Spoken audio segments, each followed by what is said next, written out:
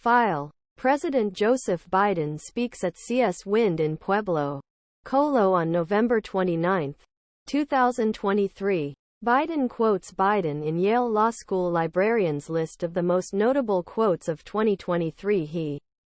Vladimir Putin is clearly losing war in Iraq.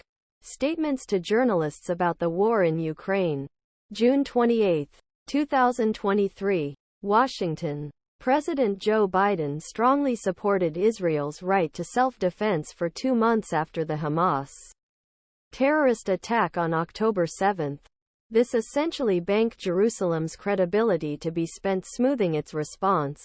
But as Israeli forces move towards southern Gaza, the real question is when Biden's account will be emptied and the checks will be unrequited. But nighttime phone calls between Washington and Jerusalem have become increasingly alarming. And public messages from some of ministration's top officials have become sharper in recent days. For the New York Times, the morning this rift was evident Tuesday when State Department imposed a visa ban on Israeli settlers in the West Bank, who were violent towards Palestinians.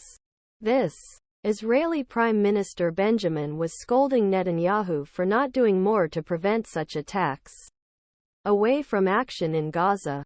At the same time, Netanyahu said that despite Washington's warnings, the Israeli military would maintain security control over Gaza even after defeating Hamas. The risks are high for both sides. Netanyahu needs support of the Biden administration continue resupplying Israel to its forces and protect itself against international pressure from other corners, including United Nations. Biden became so closely associated with Israel. He became the de facto owner of Israel's military operation and specifically absorbed the devastating political attacks from his own party's left wing, which accused him of enabling mass civilians. The question is, how do you do it in a way that minimizes the damage done to civilians while on the one hand allowing a sovereign nation like Israel to pursue terror goals? President's National Security Advisor Jake Sullivan told reporters this week, for now, Biden has stopped conveying tougher messages to the public. Vice President Kamala Harris recently said, Israel needs to do more protect innocent civilians. He had announced and sent his national security advisor Israel convey the concerns of Arab leaders whom the United Arab Emirates had discussed during a visit to Dubai.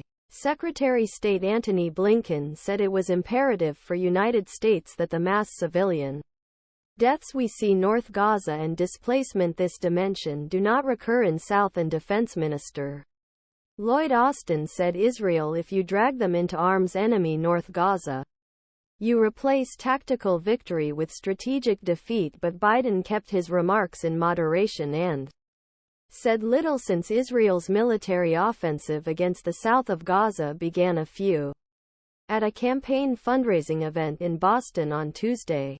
He once again focused on the atrocities where Hamas killed 1,200 people and took 240 hostages. Women were raped.